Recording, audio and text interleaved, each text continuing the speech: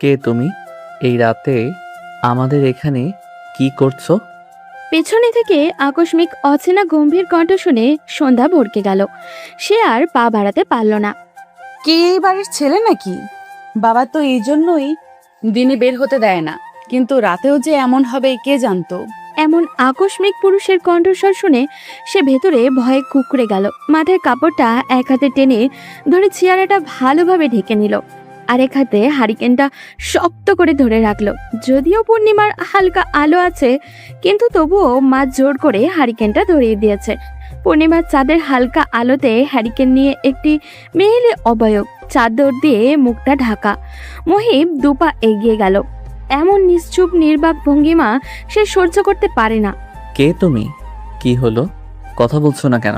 বিগত কয়েকদিন আগে সে ছুটিতে এসেছে, কিন্তু বাইরে থেকে বাসায় ঢুকতে গিয়েই এই প্রথম অচেনা প্রতিবিম্ব দেখে সে থমকে দাঁড়িয়েছে। সন্ধ্যা আলো আধারে ঠায় দাঁড়িয়ে রইল। সে কি করবে ভেবে পেল না। পালিয়ে যাবে কি? ঘোমটা পরিহিত হ্যারিকেন নিয়ে মেয়েটা কি অদ্ভুত লাগছে। মনে হচ্ছে কোনো অশরীরই দাঁড়িয়ে আছে, কিন্তু মুহিব সেদিকে পাত্তা দিল না। মেয়েটি পালিয়ে যেতে পা বাড়াতে নিতে মুহিব আরো সামনে এগিয়ে গেল। এই মেয়ে, এদিকে ফিরো। সন্ধ্যা ফিরল না। মুহিব নিজেই সন্ধ্যার সামনে গিয়ে দাঁড়ালো। যদিও বা রাত, কিন্তু পূর্ণিমার হালকা আলো আছে, আর মেয়েটির মুখের সামনে থাকা হ্যারিকেনের আলোতেই সবকিছু আরো বেশি স্পষ্ট। মেয়েটা তার গায়ের চাদর দিয়ে মুখ ঢেকে রেখেছে বলে চেহারা দেখা যাচ্ছে না। মুহিব পর্যবেক্ষণ করলো।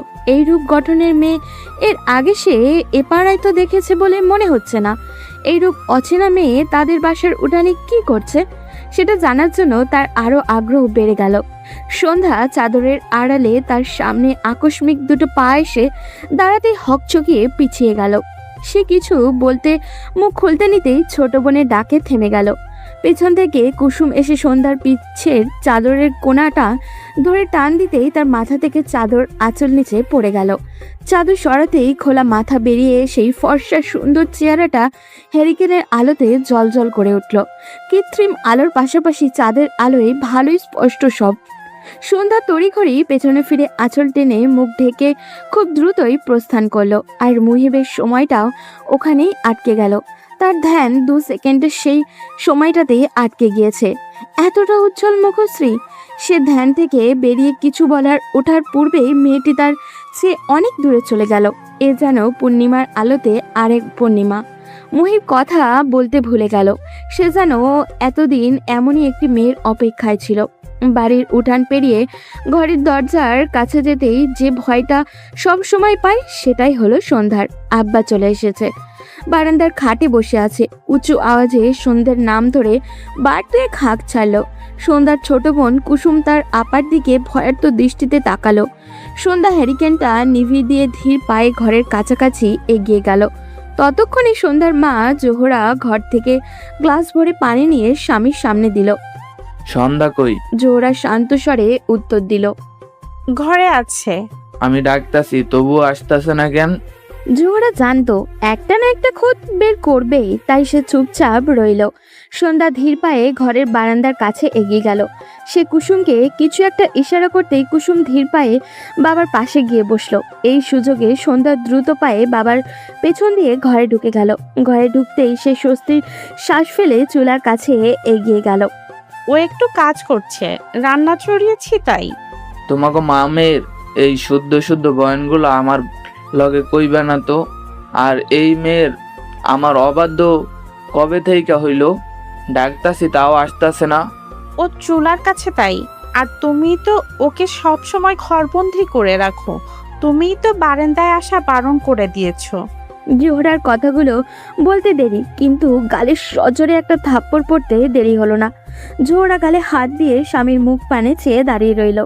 হাতে থাকা গ্লাসটা মাটিতে গড়িয়ে পড়ল। পুরুষের শক্তপোক্ত হাত স্বাভাবিকভাবে গালে আঘাত লাগবে, কিন্তু এটা অনেক রাগ থেকে দিয়েছে বিধায় ব্যথা একটু বেশি অনুভব হচ্ছে। সে চোখ মুখ খিচে ব্যথা সংবরণ করার চেষ্টা করলো। ব্যর্থ হতে গিয়েও তিনি সামনে নিলেন। তার শক্ত থাকা লাগবে। বাবার এমন কার্যকলাপ দেখে কুসুম দ্রুত দৌড়ে গিয়ে বই নিয়ে পড়তে বসলো। মাটিতে স্টিলের গ্লাসটা পড়ে দীর্ঘক্ষণ ধরে ঝনঝন শব্দ তুলেছে। জোহরা সেদিকে তাকালো। তোমার মাইয়া তোমার এইসব দেখাই তো বেয়াদব হইব। আর আমার মাইয়া আমি জানবো তাকে কিভাবে রাখতে হইব। জোয়ান মাইয়া কখন তো যায় না। জোহরা আর চুপ থাকতে পারল না। সেও সামান তালে বলে উঠল। কেন, তোমার ঘটনার পুনরাবৃত্তি হবে বলে ধারণা করছো নাকি? চিন্তা করো না, যুগ পাল্টিয়েছে। সবাই তোমার মতন একটা মেয়েকে জোর করে বিয়ে করবে না। অনিস মিয়া তেড়ে এলো। জোহরা ভয় পেল না। তিনি জানেন সে মারবে না, কারণ আর যাই হোক না কেন আনিস তাকে ভালোবাসে, এটাই সত্যি। কিন্তু সেদিক দিয়ে জোহরার পক্ষ থেকে কোনো ভালোবাসা ছিল না। এমন না যে এত বছরও তার সংসারের প্রতি মায়া আসেনি, তার মায়া আছে, কিন্তু তার ঘটনার পুনরাবৃত্তি ভয় তার স্বামীকে পেতে দেখে আরও রাগ ওঠে। সবাই কি তার মতো নাকি যে তার স্থান ভুলে যাবে? তার জন্য পরিবারের সাথে যোগাযোগটাও পর্যন্ত নেই। বিয়ের এত বছর পরেও তাকে এভাবে চোখে চোখে রাখে, এতটা ভাবতেই জোহরা তাচ্ছিল্য হাসলো। তার স্বামী মনে করে এত বছর পরেও জোহরা তার পছন্দের মানুষের সাথে ভেগে যাবে, এটাই তার মনের ভয়। জোহরা হাসলো। যে ঘটনা নিজে করেছে আর তার ফল ভোগ করেছে তার মা আর মেয়ে। আনিস মিয়া মারতে তেড়ে গিয়েও পিছিয়ে আসলো। এই মেয়েটিকে সে অসম্ভব ভালোবাসে, কিন্তু কেন জানি দেখাতে বা প্রকাশ করতে পারে না। সেই জন্যই হয়তো এখনো তার ভয় যে মেয়েটি বোধহয় শুধুমাত্র তার ভয়েই এখানে সংসার করছে। হয়তো এখনো তাকে ভালোবাসতে পারেনি। জোর করে কি আর ভালোবাসা হয়? তার বউ আর মেয়ে অসম্ভব সুন্দরী। সে নিজের কর্মকাণ্ডের জন্যই এই দুইটা মানুষকে সব সময় বাধার উপরে রাখে, কারণ তার ধারণা যদি মেয়েটার পরবর্তী জীবনও তার মায়ের মতো হয়, তার মাকে যেভাবে সে তুলে এনেছিল, মেয়েটিকেও যদি সেই রকম কেউ করে, বাবা হয়ে তো এটা তো সে মেনে নিতে পারবে না। তাই তো এত ধমকের মধ্যে রেখেও মেয়েটিকে ভয়ের মধ্যে রাখে। নয়তো তারও তো ইচ্ছা করে ফুলের মতো মেয়েটিকে কাছে টেনে আগলে নিতে, অথচ তার এই ভেতরের ভালোবাসাটা কেউ উপলব্ধি করতে পারে না। জোহরা সামনের দুয়ারের উপর থেকে পাটের বস্তা এনে পানি পড়ার স্থানটাতে বিছিয়ে দিল। মাটি হওয়াতে পানিগুলো শুষে নিলে সেই স্থানটা ভেজা ভেজা হয়ে কালচে রঙের হয়ে যায়। এই জিনিসটা তার বড্ড অপছন্দ, তাই তো তাড়াতাড়ি বস্তা এনে দিয়েছে। কিন্তু এরই মধ্যে পানি অনেকটা শুষেও গিয়েছে। সে বসে বস্তাটা দিয়ে মেঝেটা একটু মুছে সেই স্থানে আরেকটা শুকনো বস্তা বিছিয়ে দিল। বস্তা বিছিয়ে সে ঘরে ঢুকে গেল। ঠোঁটের পাশে জ্বলছে খুব, ছিঁড়ে টিড়ে গেল নাকি? সন্ধ্যায় রান্নাঘরেই ছিল। মা চুলাতে রান্না চড়িয়েছে। সে চুলার কাঠটা ভালো মতো ঠেলে দিল। গ্লাস পড়ার আওয়াজটা সে শুনেছে, কিন্তু যায়নি। সে জানে তার বাবা ঠিকই আবার মাকে আগলে নিবে, কিন্তু সে গেলে হয়তো রেগে যাবে, আবার সেই রাগ তার মায়ের উপরেই ফেলবে। তাই সে উঠে মায়ের কাছে গেল না। সে বুঝতে পারে না তার বাবার চক্ষুশূল কেন সে, এই প্রশ্নের উত্তর তার জানা নেই। রাতে খেয়ে দিয়ে শুতেই কুসুম বোনকে জড়িয়ে নিল। সন্ধ্যা আলো আধারের মাঝে এক নজর বোনের দিকে তাকিয়ে জড়িয়ে ধরা হাতটার উপরে হাত রাখলো। হ্যারিকেনের আলো নিভু নিভু করছে, হয়তো জ্বালানি ফুরিয়ে আসছে। আপা, ঘুম আসছে না। সন্ধ্যা বোনের দিকে পাশ ফিরে বোনকে আগলে নিল। কুসুমের মাথায় চুলে হাত বুলাতে বুলাতে বলল, এবার ঘুম আসবে, ঘুমিয়ে পড়। আপা, একটা গল্প বলো না। কিসের? জিজ্ঞাসা করতেই কুসুমের মন নেচে উঠল। তার মানে আপা আজ গল্প শোনাবে? তোমার যেটা ভালো লাগে।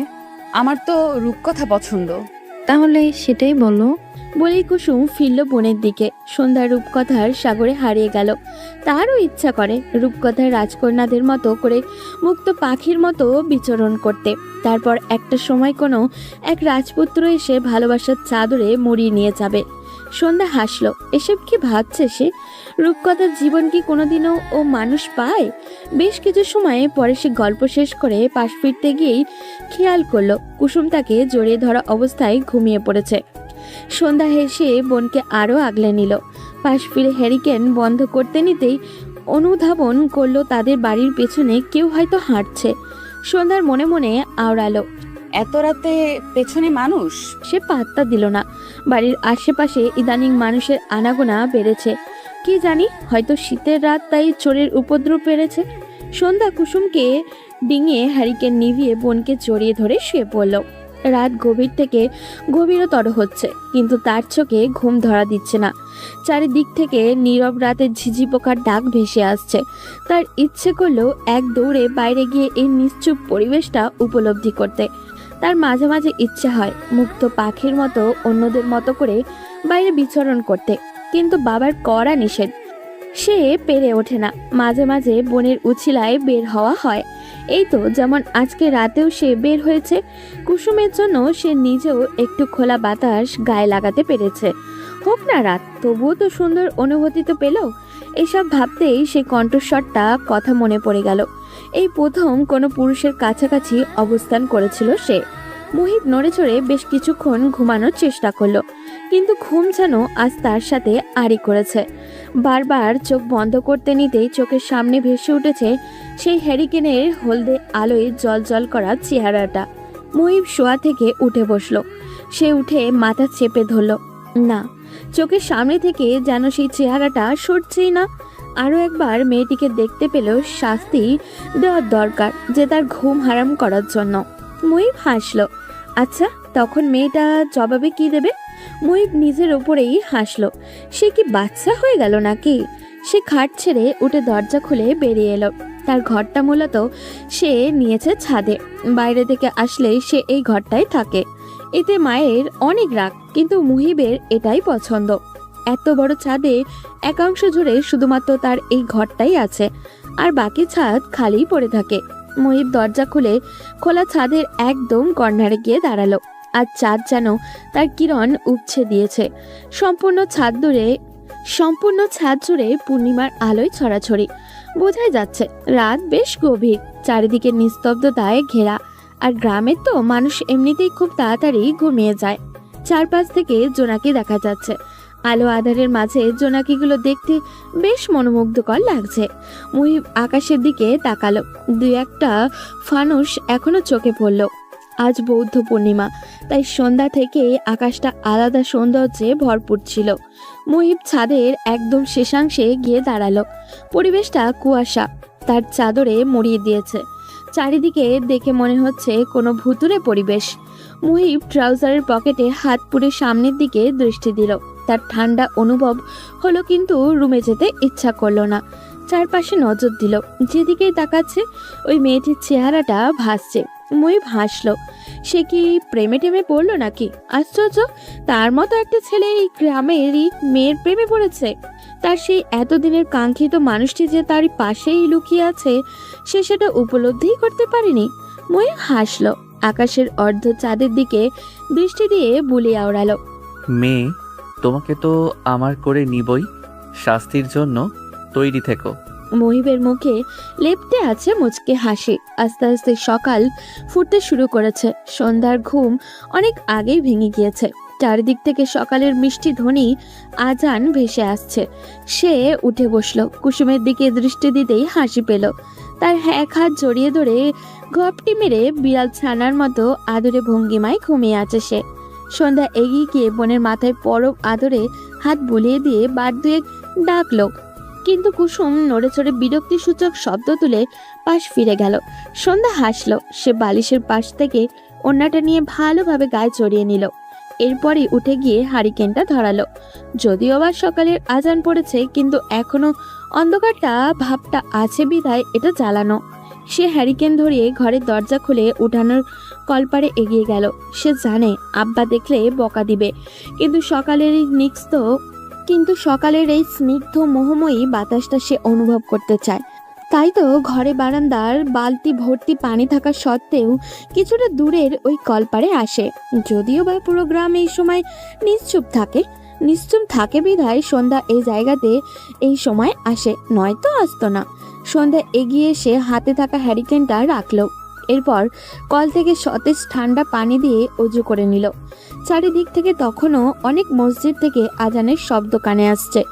সে অজু করে ঘরে ফিরেই নামাজ আদায় করে নিল। এরপর আবারও সেই একই জায়গায় গিয়ে দাঁড়ালো। এই কলপারের পাশে আর কোনো বাড়ি নেই। এর পাশে কতগুলো গাছ সারি সারি দিয়ে আছে। এরপরেই বিলের শুরু। দেখতে মনে হয় প্রকৃতি যেন গাছ দিয়ে সীমানা দিয়ে দিয়েছে। মানে তাদের এই বাড়িটাই গ্রামের শেষ প্রান্তে।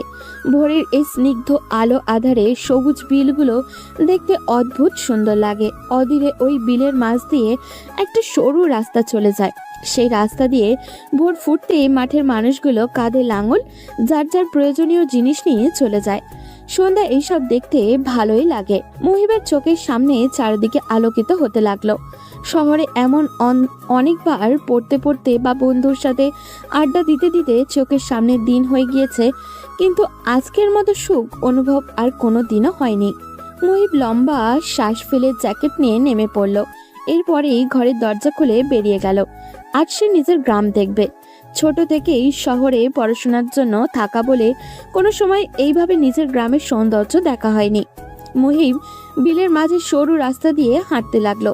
চারিদিকে সবুজ, কুয়াশার চাদর মুড়ে রেখেছে পুরো গ্রামটা। সে চারিদিকে তাকালো। আজ মনে হচ্ছে তার গ্রামের চেয়ে সুন্দর আর কোনো জায়গায় নেই। সন্ধ্যা বিলের পাশে চাদর ভালো মতো গায়ে জড়িয়ে দাঁড়িয়ে রইল। হালকা শীত অনুভূতি হচ্ছে, কিন্তু তার ঘরে যেতে ইচ্ছেই করছে না। কেননা এখন ঘরে গেলেই সারা দিনের জন্য আর বেরোনো যাবে না। তাই সন্ধ্যা এই মুহূর্তটা বাদ দিতে চায় না। শীতের সকাল তার ভারী প্রিয়। সে খালি পায়ে বিলের ধারে নেমে গেল। নেমে খালি পায়ে ঘাসের উপরে পাগুলো নাড়াচাড়া করতে লাগলো। ঘাসের উপরে জমে থাকা ক্ষুদ্র ক্ষুদ্র শিশির কণাগুলো পায়ে লাগলে বেশ লাগে। তার খুশি খুশি অনুভূতি হয়। মুহিব আশেপাশে গ্রামের সৌন্দর্যে আটকে গিয়েছে। চোখ ফেরাতেই দেখতে পেল সেই কাঙ্ক্ষিত মুখটি চাদর মুড়িয়ে দাঁড়িয়ে আছে। এ যেন প্রকৃতির মাঝে আর এক সৌন্দর্য। মুহিব উৎফুল্ল হয়ে উঠল। আজকে সকালটি এত সুন্দর। মুহিবের খুশি যেন উপচে পড়ছে। সে এগিয়ে যেতে নিলেই মেয়েটি খেয়াল করলো, হুড়মুড়িয়ে মাথাটা চাদর দিয়ে ঢেকে ফেললো। এরপর তড়িঘড়ি করে বিস্তীর্ণ উঠোনটা ডিঙিয়ে দোচালা ঘরটাতে ঢুকে গেল। মুহিব অদূরে থাকতে টেক্কা দিয়ে উঠতে পারল না, কিন্তু খুশি হলো। যাক, মেয়েটির ঘর তো তাদেরই পাশে। সে আর এগিয়ে গেল না। অদূর থেকে এই ঘরের দরজার দিকে তাকিয়ে বুলি আওড়ালো। পেয়ে গিয়েছি, এইবার তো আর ছাড়বো না। মুহিব যেখানে দাঁড়িয়েছে সেখানের দূর থেকে দোচালা ঘরটি একদম চুনোপুটির মতো মনে হচ্ছে। সে হাসলো, পেল তো সান্নিধ্য। সন্ধ্যা দ্রুত ঘরে ঢুকে স্বস্তির শ্বাস ফেললো। আজ তো সব ভুলে একদম বিলের কাছেই নেমে পড়েছিল। বাবা দেখলে বোধহয় একেবারের জন্যই বন্দি হয়ে যেত। সে দক্ষিণের জানালা দিয়ে উকি মেরে দেখতেই আটকে উঠল। ছেলেটি দাঁড়িয়ে আছে, কিন্তু কেন? ছেলেটিকে দেখেই বোঝা যায় শহুরে আর বড় ঘরের। তা ভাবতেই মনে পড়ল, চেয়ারম্যানের ঘরের উঠোনে তো দেখেছিল কাল। তাহলে কি সে চেয়ারম্যানের কেউ? কিন্তু এত ঠান্ডা শীতের মাঝে উনি এভাবে দাঁড়িয়ে থাকেন কেন? সন্ধ্যা খারাপ লাগলো। এত বড় ঘরের হয়ে এত শীতের মাঝে উনি এইভাবে বিলের ধারে দাঁড়িয়ে থাকেন? সন্ধ্যার মনে খারাপ লাগা কাজ করলেও একদিকে কেন জানি ভালোই লাগে। মুহিবের এমন কর্মকাণ্ডের সূত্র কিছুটা আন্দাজ করতে পেরে সন্ধ্যার কিশোরী মনে ব্যাপকভাবে আনন্দের দোলা লাগলো। এভাবে বেশ কয়েকদিন কেটে গিয়েছে। মুহিব এখন প্রতিদিন নিয়ম করে ভোরে বিলের ধারে দাঁড়িয়ে থাকে। মুহিবের মা বেজায় রাগ করেন। তিনি বারবার বলেন ঠান্ডার ভেতরে এভাবে প্রকৃতি দেখতে না যেতে, কিন্তু মুহিব মানে না। এটা এখন তার রুটিন হয়েই দাঁড়িয়েছে। প্রতিদিনকার মতোই মুহিব আজ আর বিলের ধারে দাঁড়ায়নি। মেয়েটা ইদানিং বের হয় না তেমন। মুহিব বুঝতে পারে না মেয়েটার বের না হওয়ার কারণ কি। সে নিজে মুহিব কিছু একটা ভেবে আজ একটু আড়ালের জায়গায় দাঁড়িয়েছে। মুহিবের ধারণা অনুযায়ী সন্ধ্যা আজ উঠানে এসেছে। সে উঠান পেরিয়ে বিলের ধারে এসে দাঁড়ালো। একটু উকি দিয়ে দেখলো, না, আজ আসেনি। সন্ধ্যার মন খারাপ হলো, কিন্তু তার তো খুশি হওয়ার কথা। মুহিব ধান ক্ষেতের মাঝখানে থেকে বেরিয়ে আগের জায়গা হিসেবে সরু রাস্তাটিতে উঠে এলো। তা দেখেই সন্ধ্যা আটকে উঠল। সন্ধ্যার এমন ধরা পড়ার মুখভঙ্গিমা দেখে মুহিব হাসলো। আজ মেয়েটি ফুল হাতা জামার সাথে ওড়না দিয়ে মুখ ঢেকে আছে। কে জানে এই ওড়নার আড়ালে এত সুন্দর একটি চেহারা লুকিয়ে। কিন্তু সেই সৌভাগ্যবান যে কেউ হতে পারে না, তা হয়েছে মুহিব। সে খুশি হলো। যাক, তার অর্ধাঙ্গিনীকে তার অর্ধাঙ্গিনীকে আর কেউ দেখেনি। সন্ধ্যা ধরা পড়ে দ্রুত গতিতে উঠান ডিঙিয়ে ঘরে ঢুকে গেল। তা দেখে মুই হেসে দিল। আনিস মিয়া আজ শহুরে কাজে যাবে। তিনি মূলত মালামালের জন্যই চান। কয়েকদিন ওখানে অবস্থান করেন। বাবা গেলে সন্ধ্যার নিজেকে মুক্ত পাখির মতো স্বাধীন মনে হয়। সন্ধ্যার মা জোহরা স্বামীকে বিদায় দিয়ে দরজার কাছে আসতেই আনিস মিয়া তাকালো। তিনি তার স্ত্রী জোহরাকে বিলের ধারে দাঁড়িয়ে থাকা ছেলেটার দিকে ইঙ্গিত দিল। এই পোলাটারে দেখতাছো? জোহরা স্বামীর ইঙ্গিত অনুসারে তাকিয়ে সম্মতি দিল। পোলাটা কয়েকদিন ধইরা এই জায়গায় এই সময়ে এই ভোরে শীতের ভেতর দাঁড়াই থাকে। থাকতে পারে, দেখতে তো মনে হচ্ছে শহরে, হয়তো প্রাকৃতিক দেখে। স্ত্রীর জবাবে আনিস মিয়ার অসন্তুষ্ট প্রকাশ করে বলল, সব সময় তেরা তেরা জবাব দিবা না তো, তুমি চিনবার পারছো না? জোহরা ভালোভাবে তাকানোর চেষ্টা করলো। হ্যাঁ, সে আগে অনেকবার দেখেছে, কিন্তু তার স্বামী কি বলতে চাচ্ছে সেটা ঠিক ধরতে না পেরে জিজ্ঞাসু দৃষ্টিতে তাকালো। এটা তো চেয়ারম্যানের পোলা, শহরে লেখাপড়া করে, তাই এখানেই থাকে। মতিগতি ভালা ঠেকছে না। তুমি সন্ধ্যাকে দেখা রাখবা জোহরা। ঠিক আছে, আপনি যান। সন্ধ্যা দৌড়ে রুম থেকে বেরিয়ে বাবার সামনে এলো। তা দেখে আনিস মিয়া বলে উঠলেন, মাইয়া মানুষের এরকমের দৌড়ঝাঁপ করা ভালা লক্ষণ না। সন্ধ্যা তাকালো। আনিস মিয়া যাওয়ার আগে আরেকটিবার ফিরে কুসুমকে আদর করে দিল। পরেই বিস্তীর্ণ উঠান ডিঙিয়ে চলে গেল। তা দেখে সন্ধ্যার খারাপ লাগলো, কিন্তু তাতে পাত্তা দিল না। কেউ বের হওয়ার সময় মুখ ভার করে থাকতে নেই। তপ্ত দুপুর, যদিও রোদ অনেকটা বেশি, কিন্তু শীতের রোদগুলো গায়ে মাখলে ভালোই লাগে। হালকা বাতাস বলছে। সন্ধ্যার ইচ্ছে করলেও এই পরিবেশটা সে নিজের দু চোখ ভরে দেখুক। সন্ধ্যা কুসুম থেকে জিজ্ঞাসা করলো কেউ আছে কিনা। কুসুম চারপাশে তাকিয়ে না বলল, কেননা এই দিন দুপুরে গ্রামের সবাই ভাত ঘুম দেয়। সন্ধ্যা মাথার ওড়নার চেহারা থেকে সরিয়ে দিল। চারিদিকে হালকা বাতাস গায়ে লাগতেই এক সুখ সুখ অনুভূতি হচ্ছে ওর। সে চোখ বন্ধ করে বিলের মাঝে দাঁড়িয়ে রইল। হুট করেই কুসুমের ডাকে সে চোখ তুলে বোনের দিকে তাকালো। কুসুম ভয়ার্ত দৃষ্টিতে বোনের দিকে তাকিয়ে আছে। আপা, ওই বেয়াদব পোলাটা কোন পোলা? মেয়ে মাইন ছেড়ে খারাপ কথা বলে সে। কুসুম হাতের ইশারা দিয়ে দেখাতেই সন্ধ্যা সেদিকে অনুসরণ করলো। বিলের অদূরে রাস্তার ওখানে দলটা বসে আছে। দলের প্রধান হচ্ছে হারুন। এই লম্পট হারুনের চোখ থেকে গ্রামের সব মহিলারা তাদের মেয়েদের সাবধানে রাখে। তার চোখ শকুনের, একবার চোখে পড়লেই শেষ। সন্ধ্যা তড়িঘড়ি করে ওড়নাটা মাথায় চাপালো। সে কি ভুল কিছু করে ফেলেছে? সে কুসুমের হাত ধরে বিলের সরু আইল দিয়ে এসে রাস্তায় উঠে গেল। রাস্তার ধারে বটতলায় এই দলটা থাকে সব সময়। লোকেরা লম্পাট হারুনি বলে। তাদের দলটা বকাটের দল। সন্ধ্যা দ্রুত পদে বোনকে নিয়ে ওদের ডিঙিয়ে আসতেই স্বস্তির শ্বাস ফেলল। যাক, তাহলে চেহারা দেখেনি। তার বাবা একটু রাগী বলে সবাই তাদের তেমন একটা খারাপ নজরে দেখতে পারে না। এদিক দিয়ে সে বাবাকে কৃতজ্ঞতার চোখেই দেখে। সন্ধ্যা স্বস্তির শ্বাস ফেলে পা বাড়াতে নিতেই কিছু একটা শ্রবণ করে পা থেমে গেল। ঘুমটা হারলে এতটা সুন্দরী হবা তা তো ভাবি নাই কোনোদিন। ভাবছিলাম ছোটটা বাপের মতোই কাজলা হবে, কিন্তু এতে দেখি হুড়পুরি। এভাবে জীবনে কি বুঝতে পারতেছো? আমার সাথে চলে আসছো, সুখে রাত বনে। হারুন কথাগুলো বলেই বসা থেকে উঠে দাঁড়ালো। সন্ধ্যা আড়াল থেকেও বুঝতে পারলো হারুনের দৃষ্টি লোভনীয়। তার গায়ে জ্বালা ধরে গেল। হারুন হাত দুটো সোজা করে আড়মোড়া ভেঙে সন্ধ্যার পিছনে এসে দাঁড়ালো। সন্ধ্যা দ্রুত পা চালাতে নিতেই হারুন তার দলের বাকিদের ইশারা করে বলল, দেখছোস আনিস মিয়া কি পাল্টাছে? শালা এমন ভাবে চালায় যে এমন সুন্দরী এত বছর চোখেই পড়ে না। চোখের সামনে এমন সুন্দরী থাইকাও আমরা বুঝতে পারিনি। সন্ধ্যার রাগে দুঃখে কান্না পেয়ে গেল। তা দেখে হারুন চেঁচিয়ে হাঁক ছাড়ল, কি সুন্দরী, ভয় পাইতেছ? ভয় নাই, হারুন আছে তোমার লগে। এখন থেকে তুমি শুধু হারুনের। তা বলতেই পাশ থেকে কয়েকজন ছেলে হারুনকে ইঙ্গিত দিতেই হারুন হেসে উঠল। আচ্ছা, এমন সুন্দরী নাকি আমার পোলাপানরাও চায়? তাই তুমি সবার প্রথমে হারুনের, তারপর বাকি সবার। বলে সবাই হো হো করে বিশ্রী ভাবে এসে উঠতেই সন্ধ্যা বোনের হাত ধরে দ্রুত পা চালালো। কুসুম কিছু বলতে যাবে তার আগেই সন্ধ্যা হাত চেপে ধরলো। এইসব লম্পট মানুষের সাথে ফেসে গেলে তো শেষ। আর তার উপরে হারুন চেয়ারম্যানের ভাইপো। এক কথায় শহুরে বাউন্ডেলের ছেলে গ্রামের নিতান্তই সাধারণ মেয়ের মাঝে আবদ্ধ হয়ে গেল। কথায় আছে না, কিশোরী মনের আবেগে কোনো বাধা মানে না। তাই তো সন্ধ্যা একই পথে হেঁটেছে।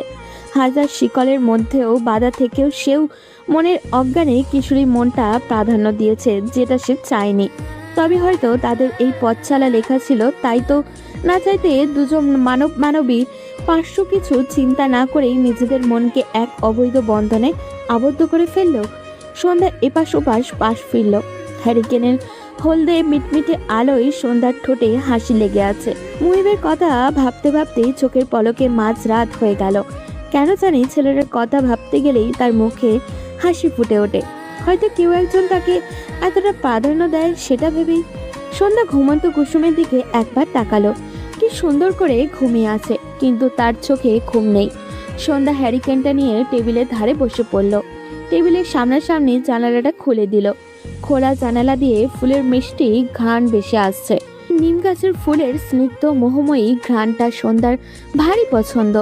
আধারে চারিদিক থেকে ঝিঝি পোকার ডাক ভেসে আসছে। জোনাকিরা রাতের আধারে তাদের হলদে আলোয় অন্ধকারের মাঝে তাদের সৌন্দর্যের কিরণ ছড়াচ্ছে। সন্ধ্যা ব্যাগের কোণে থেকে কুসুমের হাতে দেওয়া চিঠিখানা খুলল। মুহিবের হাতে দেওয়া এটাই তার প্রথম চিঠি। কথায় আছে না, প্রথম যে কোনো কিছুই সুন্দর। সন্ধ্যা হ্যারিকেনের মিটমিটে আলোতে চিঠিখানার উপরে হাত বুলিয়ে দিল। এরপরেই চিঠিখানা খুলে পড়তে আরম্ভ করলো। কি সম্বোধন করব? আমি এখনো তোমার নাম জানি না, কিন্তু সেদিন পূর্ণিমার আলোতে মনে হয়েছে চাঁদের প্রতিচ্ছবি দেখলাম। শহরে ছিলাম বিধায় শখের বশে অনেকবার চিঠি লেখা হয়েছে পরিবার আর বন্ধুদের, কিন্তু আজকেরটা ভিন্ন। কেন জানি শব্দ গোলমাল হয়ে যাচ্ছে। তবুও লিখতে বসলাম। যেটাই লিখছি না কেন মনে হচ্ছে আমি তাল হারিয়ে ফেলছি। প্রিয়, কোনো এক কাল বৈশাখীর বিকালে যখন চারদিকটা নিকশ কালো আধারে ঢেকে যাবে, রাস্তার সবাই খুব তাড়া নিয়ে বাড়ি ছুটবে, তখন তুমি আর আমি পাড়ার সালাম চাচার চায়ের দোকানে খুব আরাম করে বসে চা আনতে বলবো। সালাম চাচার চা খেয়েছো? স্বাদ অনেক। সেই একসাথে চা পান করার মুহূর্তের সঙ্গী কি হবে? যেমনটা করে মুহূর্তেই কালো আকাশের বুক ছিঁড়ে আলোর বিকিরিত হবে, আর তোমার চেহারার মুচকি হাসিটা নিঃশব্দে বলবে আমি আছি। তখন আমিও হেসে চায়ের কাপে চুমুক দিব। বৃষ্টি ভেজা সোদা মাটির ঘ্রাণটা নাকে আসবে। তুমি আমাকে তোমার ওই সুন্দর চোখ দিয়ে আশ্বাস দিবে, যেন তোমার চোখ দুটো বলে উঠবে এভাবেই সঙ্গিনী হয়ে রয়ে যাব। কি পারবে? তোমাকে মুক্ত পাখির মতো রাখবো। কোনোদিন কি সেই সময়টাতে এভাবে স্বাধীনভাবে বৃষ্টি ভেজা সোদা মাটির গন্ধ নিয়েছ? যখন পাহাড়ের অলিতে গলিতে সন্ধ্যা নামবে, টুপটাপ শিশিরেরা ঝরে পড়বে পাতার আগায়, ঠিক তখনই কুয়াশার আড়াল ভেদ করে দেখা যাবে দুজন কপতি হাত ধরে হেঁটে আসছে। সেই দুজন কি আমরা হব? আমার সব সুখ তোমার কাছে এনে দিব। তুমি কি আমার ভালো মন্দের সব কিছুর সাথী হবে? পারবে কি সঙ্গিনী হতে? উত্তর পাওনা রইল। নয়তো ভোরবেলায় একটিবার বের হইও, নাম দিলাম না। চিঠিটা পড়তেই সন্ধ্যার ঠোঁটের কোণে হাসির রেখা দেখা দিল, যেন তার হাসিটা বলছে হ্যাঁ, এভাবেই বয়ে যাব। সন্ধ্যা চিঠিটা নিয়ে 5 বার পড়েছে, কিন্তু তার মন ভরছে না। আশ্চর্য, প্রতিটা শব্দই তার কাছে এত আপন মনে হচ্ছে কেন? ভোরবেলায় সন্ধ্যা নামাজ পড়ে আজ আবারও অনেকদিন পরে সেই জায়গায় এসে দাঁড়ালো। আধারের মাঝে কুয়াশায় ঘেরা হওয়াতে কিছুই দেখা যাচ্ছে না, কিন্তু তবুও সন্ধ্যার এই সময়টা ভালোই লাগে। শীত শীত অনুভূতি হয়। সে চোখ বন্ধ করে ভোরের স্নিগ্ধ হওয়া গায়ে লাগাতেই তার মনে হলো পাশে কেউ একজন এসে দাঁড়িয়েছে। সে ভয়ে চোখ খুলতেই দেখলো মুহিব দাঁড়িয়ে আছে। সন্ধ্যা তাকালো। এই প্রথম লোকটিকে একদম কাছ থেকে দেখেছে, যে লোকটা তাকে এক পলক দেখার জন্য তীব্র শীতের মাঝেও দাঁড়িয়ে থাকে। এতটা গুরুত্ব তাকে কেউ কোনোদিনও দেয়নি, তাই এত মায়া অনুভব হয় তার প্রতি। সন্ধ্যা ওড়না ভালো মতো চেপে সরে আসলো। সরেই আশেপাশে তাকালো। মুহিব হাসলো আর বলল, ভয় নেই, এই সময় কেউ থাকে না, তুমি জানোই। আপনি উত্তর পেয়েছি তাই এসেছি। এই ঠান্ডার ভেতরে এইভাবে এখানে দাঁড়ান কেন? তোমার দেখা পাওয়ার লোভে, ঠান্ডা লাগে না? তোমাকে দেখার তৃষ্ণাতে সব কিছু সয়ে যায়। মুহিবের শান্ত স্বরে বলা কথাটা সন্ধ্যার কি যেন খুঁজে পেল। এতটা গুরুত্ব সে? সন্ধ্যার জবাবে কিছু বলল না। মুহিব তাকালো। জানো, তুমি পূর্ণিমার মতো সুন্দর। গল্পের ডায়লগ বলবেন না। তুমি গল্পের বইও পড়ো? হ্যাঁ, পড়ি। বাহ, এই যুগে আমার গ্রামে এমন একটা মেয়ে আছে, আমি ভাবতেও পারিনি। মুহিবের কণ্ঠে অবাকের রেশ। সন্ধ্যা চুপ রইল। মুহিব অদূরের কুয়াশায় ঘেরা ধান ক্ষেত গুলোর দিকে দৃষ্টি দিল। সন্ধ্যা, তোমাকে আমি ভালোবাসি। আপনার আর আমার স্থান আলাদা। ভালোবাসার মাঝে কোনো ভেদাভেদ নেই। সমাজ তো আছে। সমাজ থাকবেই, সেটা ইতিবাচক বা নেতিবাচক হোক, সমাজ বলবেই। কিন্তু আমি চাই না কোনোটার প্রভাব পড়ুক। ঠিক আছে, তোমার কথাই হবে। অবশ্যই তোমার মতামতকে সম্মান জানাই। ইতিমধ্যেই ভোর ফুটতে শুরু করেছে। চারিদিকে আস্তে আস্তে আলোকিত হচ্ছে। সন্ধ্যা ঘরের দরজার দিকে তাকালো আর বলল। মা ওঠার সময় হয়ে এসেছে। সে চলে যেতে নিলে মুহিব পথ আটকালো আর বলল। আমি খুব তাড়াতাড়ি পরীক্ষা শেষ করে তোমার কাছে আসব, তোমাকে নিজের সাথে বাঁধিয়ে নিব। সন্ধ্যা পা বাড়ায়। অর্ধেক পথ এসেই হেসে ফিরে তাকায় মুহিবের দিকে। মুহিব নিস্তব্ধতায় ঘেরা রাত উপভোগ করছে। এমন সময় কাঁধে কারো স্পর্শ হয়ে মুহিব ফিরে তাকিয়ে আবারও সামনের দিকে দৃষ্টি দিয়ে স্বাভাবিক কণ্ঠে বলল। তুই? হ্যাঁ মামা। মুহিব সামনের দিকে তাকিয়ে রইল। হারুন বলল। ইদানিং আমারে আর কোনো খোঁজ নাই না তুমি, কি ব্যাপার? মুহিব হাসল।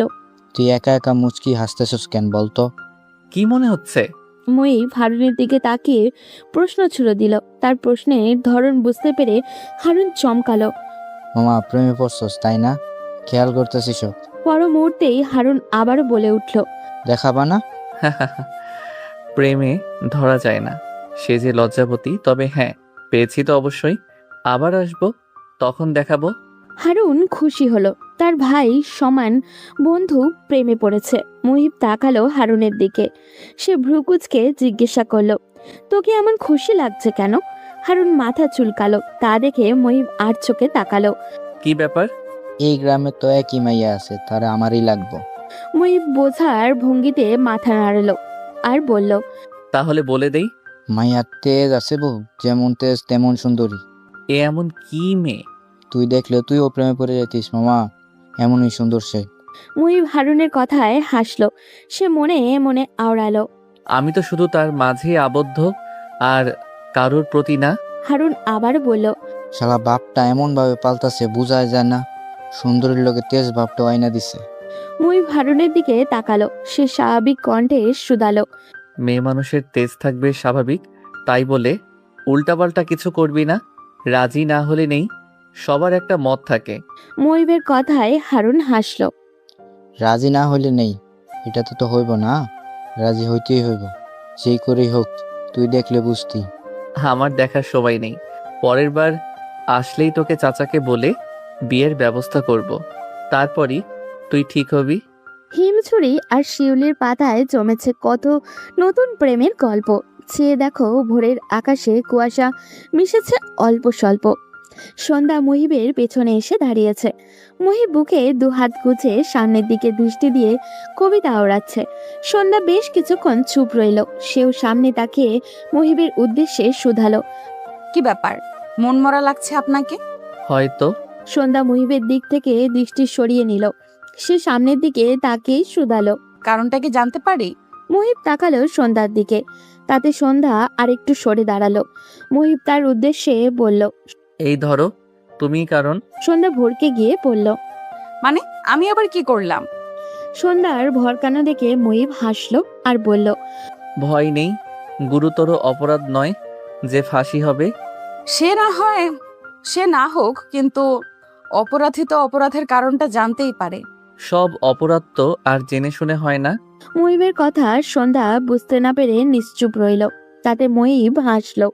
সে আচমকা সন্ধ্যার কাছাকাছি এসে দাঁড়াতেই সন্ধ্যা কয়েক পা পিছু সরে গেল। মুহিব এগিয়ে সন্ধ্যার দিকে তাকিয়ে নিশাগ্রস্ত কণ্ঠে বলল। মেয়ে, তোমার তো শাস্তি প্রাপ্য। কেন বলুন তো? আমার ঘুম কেড়ে নিয়েছো তাই। এটা আবার অপরাধ নাকি? হ্যাঁ, আমার জন্য অপরাধ। আচ্ছা, শাস্তিটা কি? যাবজ্জীবন এবং সশ্রম কারাদণ্ড দিব। জেলার আপনি? হ্যাঁ, সেই দায়িত্ব আমি নিব। মানে? মানে আমার সাথে যাবজ্জীবন কারাদণ্ডে থাকতে। সশ্রম? হ্যাঁ, আমাকে ভালোবাসতে হবে। সন্ধ্যা হাসলো। সে অদূরে আধারের মাঝে আকাশে অস্পষ্ট চারটার দিকে দৃষ্টি দিল। সে চোখ সরাতেই দেখতে পেল মুহিব হালকা আলোতেও তার দিকে তাকিয়ে আছে। সন্ধ্যা সরে দাঁড়ালো। এইভাবে চেয়ে আছেন কেন? আমার অস্বস্তি হচ্ছে। চোখ সরছে না যে? আমার কি দোষ? আকাশের দিকে চেয়ে দেখুন একবার, চাঁদটা কি সুন্দর। চাঁদই তো দেখছি। কি? একটা শুভ্র নিষ্কলুষ চাঁদ। চাঁদ কি আবার নিষ্কলঙ্ক হয় নাকি? হয় হয়, আমার আকাশে যে চাঁদ বিচরণ করে সে একেবারে নিষ্কলঙ্ক, নিষ্পাপ। সন্ধ্যা তাকালো। যদি সেটি অমাবস্যায় হারিয়ে যায়? মুহিব আবারও হাসলো। হারাতে দিলেই তো, তাকে তো আমি গ্রহণ করে আগলে বুকের মধ্যে সযত্নে রেখে দিব। সন্ধ্যার হুট করে ভীষণ রকম সুখ অনুভব হলো। সে সামনে এগিয়ে শিশির ভেজা ঘাসের উপরে আলতো করে পা রাখলো। তাতে সে উৎফুল্ল হয়ে মুহিবকে ডাকলো। মুহিব এগিয়ে গেল। সেও সন্ধ্যাকে অনুকরণ করে খালি পায়ে শিশির ভেজা ঘাসের উপরে দাঁড়ালো। এক অদ্ভুত শিরশিরে অনুভূতি। সন্ধ্যা এইভাবে দাঁড়িয়ে অদূরে তাকালো। ভোরের আলো ফুটতে শুরু করেছে। ঝিঝি পোকার ডাক থামিয়ে দিয়েছে। সে আনমনা হয়ে গেল। সে জানে না এটার পরিণতি কি হবে। সে কি আদৌ এই সুখটা পাবে? সন্ধ্যা আচমকা মুহিবকে প্রশ্ন করে বসলো। আমাকে সত্যিই চান? হ্যাঁ চাই। এতে সন্দেহ আছে? কেন, তুমি চাও না? তবে হালালভাবেই সব হোক। সন্ধ্যার কথায় মুহিব আশ্বস্ত ভরা কণ্ঠে উত্তর দিল। তবে তাই হোক। বাড়িতে যাচ্ছি আমি। বলেই সন্ধ্যা পা বাড়ালো। কিন্তু আমার যে শেষ বর্ষের পরীক্ষা বাকি, তারপর না হয় পাঠাবো প্রস্তাব। কিন্তু এতদিন সহ্য করব কিভাবে? আর কোনো পথ নেই। আপনি ততদিনে ভালো মতো পরীক্ষা শেষ করেন। ভালো থাকবেন। বিদায়টা এভাবে দিচ্ছ? আমি আজ রাতে চলে যাব। সন্ধ্যা চলে আসতে নিতেই থমকে দাঁড়ালো। মুহিব আজ চলে যাবে। সে কিভাবে থাকবে? সন্ধ্যা নিজেকে শক্ত করলো। কেন? মুহিব আসার আগে তো সে দিব্যি ভালো ছিল। এখনো সেভাবেই থাকবে, কিন্তু থাকবে কিভাবে? মুহিবের মায়াতে সে যে নিজেকে জড়িয়ে ফেলেছে, তাই তো মুহিবের দিকে আর তাকানোর সাহস পাচ্ছে না। যদি কান্না আটকাতে না পারে, সন্ধ্যা পিছু ফিরে তাকালো। মুহিব তার এদিকে জবাবের আশায় তাকিয়ে আছে। সে সামনে ফিরে জবাব দিল। আপনি ভালোভাবে পরীক্ষা দিয়েন, সহি সালামতে ফিরে আসবেন। অপেক্ষায় থাকবো। মুহিবের মন খারাপ হলো। সন্ধ্যা তাকে এভাবে বিদায় দিচ্ছে। সন্ধ্যার হুট করেই কঠিন হওয়াটা মুহিবকে প্যারা দিল। কি হয়েছে মেয়েটার হুট করে? ঠিক আছে, এই পরীক্ষাটা শেষ হোক, তারপর তোমার আমার মিল আর কেউ আটকাতে পারবে না সন্ধ্যা। প্রমিস করলাম। এসেই তোমার বাড়িতে প্রস্তাব দিয়েই নিজের সাথে বেঁধে নিব। সন্ধ্যা চলে যেতে যেতেই মুহিবকে কথাগুলো শুনে কান্নার মাঝেও মুচকি হাসালো। রাতে রওনা দিবে মুহিব। প্রতিবার এভাবে যাওয়ার সময় তার মন ভালো থাকে না, কেননা বহুদিন পরে আবারও বন্ধুদের দেখবে। কিন্তু এইবার কেন জানি খারাপ লাগা কাজ করছে। সে রুমে গিয়ে জানলা খুলে দিল। জানালার মুখোমুখি টেবিলে খাতা কলম নিয়ে বসে পড়ল। বেশ কিছুক্ষণ ভাবনা থেকে লিখে সে দরজা খুলে ছাদের কর্নারে গিয়ে দাঁড়ালো। মুগ্ধ চোখে শীতের কুয়াশা ঘেরা নিস্তব্ধ নির্জীব রাত দেখছে সে। আশ্চর্য, ইদানিং সবকিছু তার চোখে এত মনোমুগ্ধকর লাগছে কেন? পর মুহূর্তে বিদায়ের কথা মনে হতেই তার মনটা খারাপ হয়ে গেল। এই কয়েকদিন প্রতিটা দিন সন্ধ্যাকে নিয়ম করে দেখা তার অভ্যেস হয়ে দাঁড়িয়েছিল। এখন সেই মেয়েটাকে সে পুরো 2টা মাস চোখের দেখাও দেখতে পারবে না। থাকবে কিভাবে সে? মেয়েটা যে তাকে এক অদৃশ্য মায়াতে জড়িয়ে নিয়েছে। একটু ছুঁয়ে দেখার তৃষ্ণা তাকে এই 2 মাস গুমড়ে গুমড়ে খাবে। সন্ধ্যা তাকে ছাড়া ভালো থাকবে তো, নাকি সন্ধ্যাও তারই মতো অপেক্ষায় দিন কাটাবে? মুহিব অদূরে দৃষ্টি দিয়ে বুলি আওড়ালো। মন খারাপ করো না, আমি পরীক্ষাটা শেষ করেই ফিরে আসব তোমার কাছে। এসেই নিজের সাথে বেঁধে নিব। বিড়বিড় করে কি করতেছস? মুহিব ফিরে তাকালো। হারুনকে দেখতে পেয়ে আবারও সামনে দৃষ্টি দিল। কইলি না তো, তোর মতো তো খবর নিয়ে ঘুরি না। প্রেমে পড়ার পরে তুমি বদলা যেতেছ মিয়া। মুহিব ফিরে তাকিয়ে বলল। তুইও নিজেকে বদলে ফেল। হারুন মাথা দুদিকে হেলিয়ে হাত দুটো সোজা করে আড়মোকা ভেঙে হামি তুলল আর বলল। আমি কি খারাপ নাকি? মুহিব স্বাভাবিক কণ্ঠে বলল। সেটা পুরো এলাকা জানে। তোর ভয়ে পাড়ার মহিলারা মেয়েদের বের হতে দেয় না, সেটা তো বুঝি। চিন্তা করো না, ওই মেয়ারে পাইলে আমি আর কোনো দিকে তাকাবো না। মুহিব কিছু একটা আজ করতে পেরে বলল। তুই যেভাবে বলছিলি সেই অনুযায়ী মেয়েটি ভালো। এত ভালো মেয়ে আর পরিবার তোর কাছে তাকে দিবেই বা কেন? তুই আমার ভাই বন্ধু, এভাবে কইস না। তো কিভাবে বলবো তোর কোনো ভালো ব্যাকগ্রাউন্ড নেই যে তোরে তাকে দিবে? এজন্য বলি কি, ভালো হয়ে যা। বটতলায় বসে মেয়েদের টিস করিস না, তাদের একটা স্বাভাবিক জীবন দে ভাই। কোনো একটা কাজটা ধর। সব কিছু সারা জন্য যদি ওই মেয়েটারে পাই। যদি মেয়েটাকে না পাস? হারুন চাইছে আর পাইনি এমন কিছু আছে? আমি তো পামই, যেভাবেই হোক। মুহিব কিছু একটা আজ করতে পেরে হারুনকে শাসনের সুরে শুধালো। ভুল ক্রমেও মেয়েটির বিপরীতে গিয়ে কিছু করবি না বলে দিলাম। ঠিক আছে। হারুনের জবাব পেয়েও মুহিব বেশ কিছু সময় তার দিকে তাকিয়ে রইল। ছেলেটির বিশ্বাস নেই যদি সে আর কয়েকদিন থেকে যেতে পারত এখানে, তাহলে কিছু একটা করে হারুনকে সংশোধন করা যেত। কিন্তু এখন তো থাকা সম্ভব না, তার যে ফাইনাল পরীক্ষা।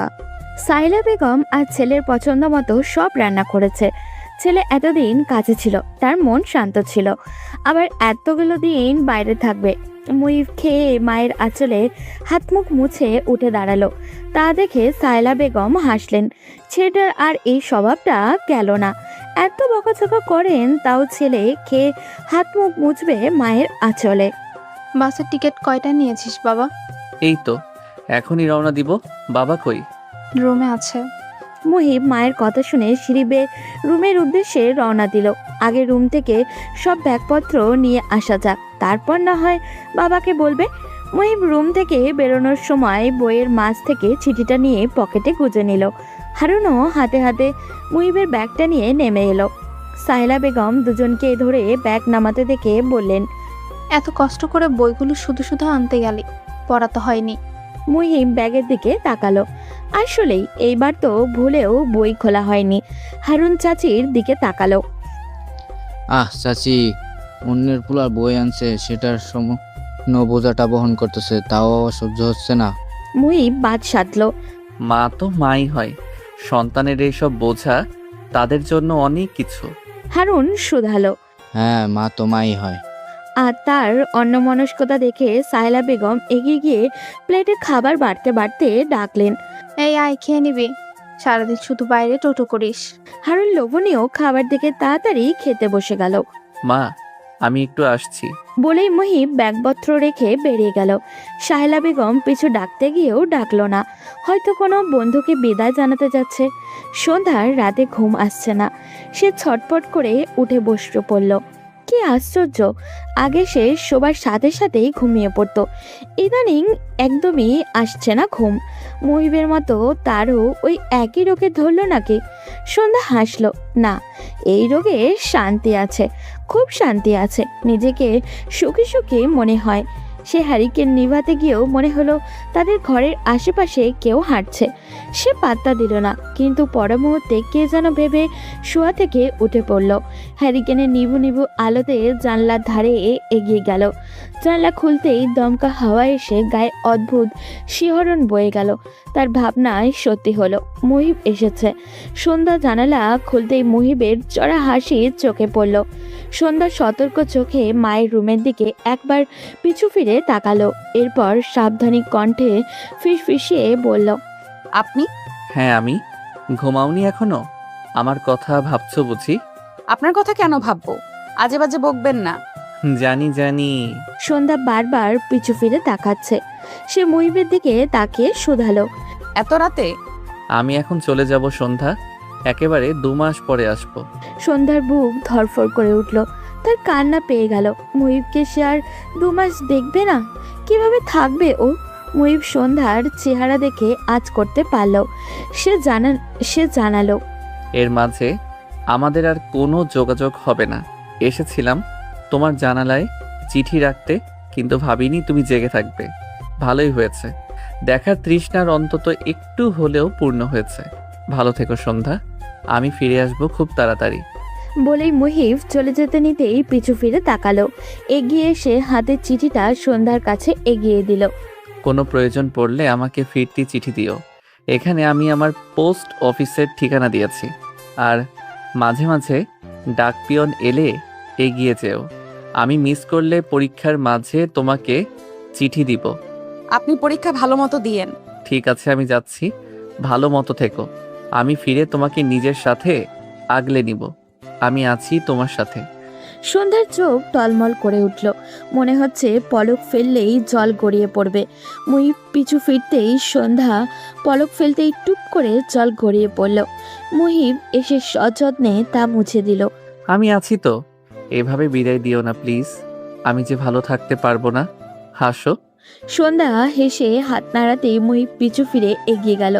অর্ধেক গিয়েও সন্ধ্যা বুঝতে পারল মুহিব সন্ধ্যার দিকেই তাকিয়ে রয়েছে।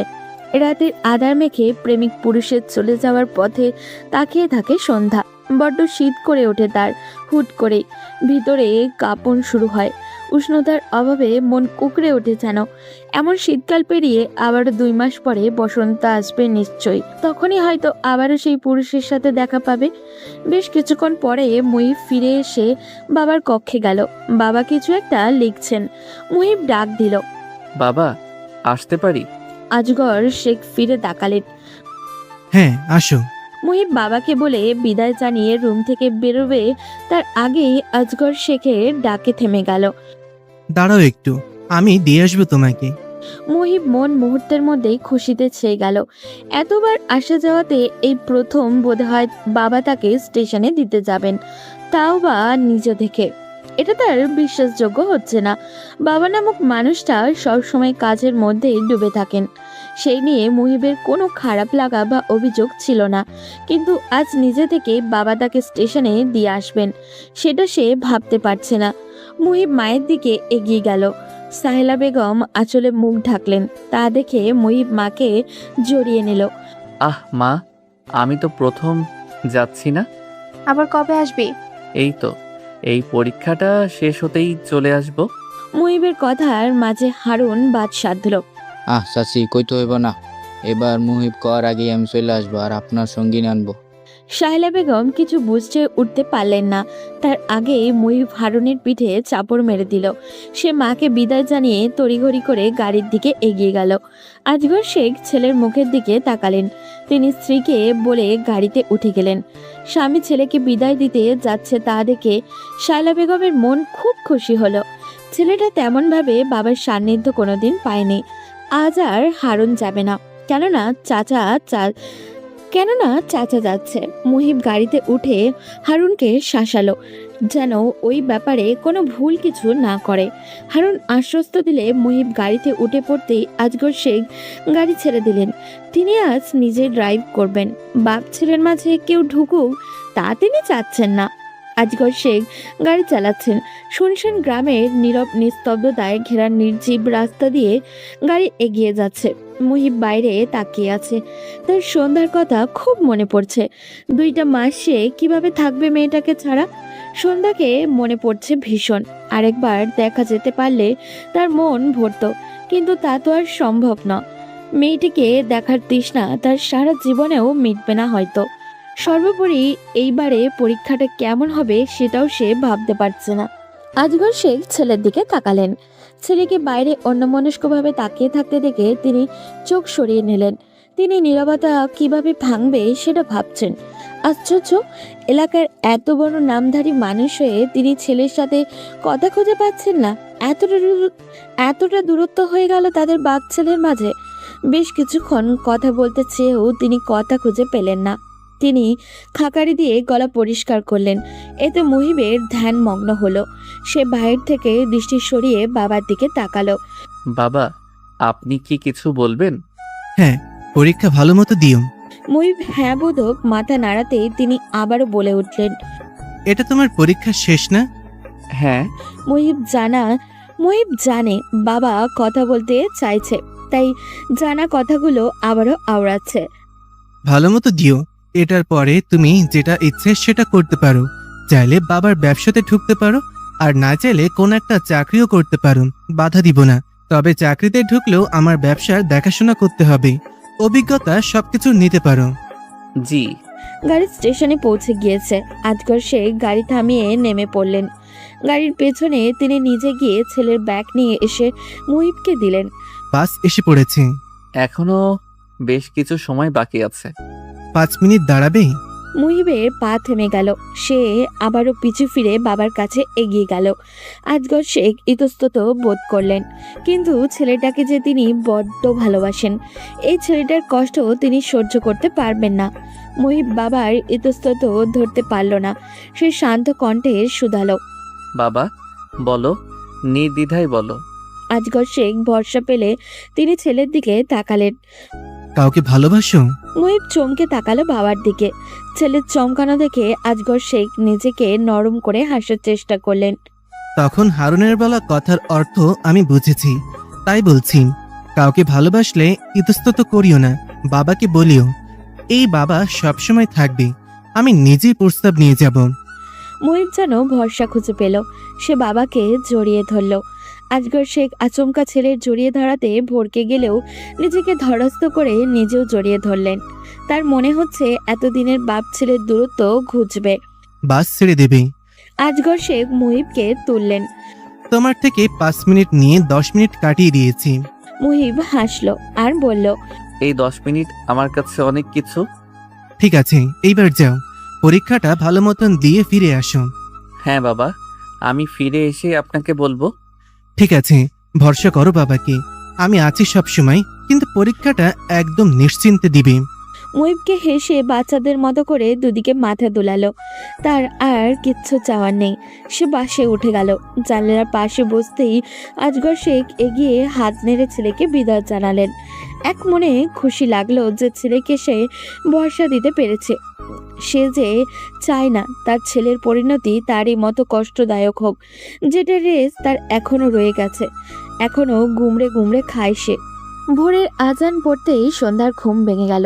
ঘুম ঘুম চোখে সে নিজেকে খোলা জানালার ধারে আবিষ্কার করলো। মুহিবের কথা ভাবতে গিয়ে কোন সময় চোখ লেগে এসেছে সে সেটা টের পায়নি। সন্ধ্যা হ্যারিকেনের দিকে তাকালো। হ্যারিকেন একদমই নিবু নিবু অবস্থায়, যেন সে দায় পড়ে আলো দিচ্ছে। সন্ধ্যা বুঝতে পারল জ্বালানি ফুরিয়ে এসেছে। আসলেই তো সারা রাত ধরে আলো দিচ্ছে। সে উঠে দাঁড়ালো। হ্যারিকেন নিবু নিবু আলোতে ঘরটা ভুতুরে মনে হচ্ছিল। সন্ধ্যা তাড়াতাড়ি জ্বালানি নিয়ে এসে হ্যারিকেন ভালোভাবে আলো চালিয়ে দিল। হ্যারিকেনের আলোর দিকে এক মনস্ক ভাবে তাকিয়ে রইল সন্ধ্যা। তার কেন জানি মনটা ভালো লাগছে না। মায়ের রুম থেকে পায়ের আওয়াজ পেতেই সন্ধ্যার কান খাড়া হয়ে গেল। সে দাঁড়িয়ে পড়ল। মা আসছে। মা এলে বুঝে যাবে সে তেমন একটা ঘুমায়নি। সন্ধ্যা তার হাতে থাকা চিঠিটার দিকে তাকালো। হাতের মুঠোয় রেখে ঘুমিয়ে গিয়েছিল সে, তাই চিঠিটা একদম মুচড়ে গিয়েছে। তার খারাপ লাগলো। মুহিবের দেওয়া স্মৃতিটা সে মুচড়ে ফেলেছে নিজেরই অজান্তে। সন্ধ্যা নিজের ভাবনার উপরে হাসলো। কারোর দেওয়া স্মৃতি কি মুচড়ে ফেলা যায় নাকি? কি অদ্ভুত ভাবনা আসছে তার মাথায়। মায়ের পায়ের আওয়াজ পেয়ে সন্ধ্যা তড়িঘড়ি করে চিঠিটা তার ব্যাগের মাঝে ঢুকিয়ে ফেললো। এরপর উঠে দাঁড়িয়ে মুখ ভালো মতো মুছে নিল।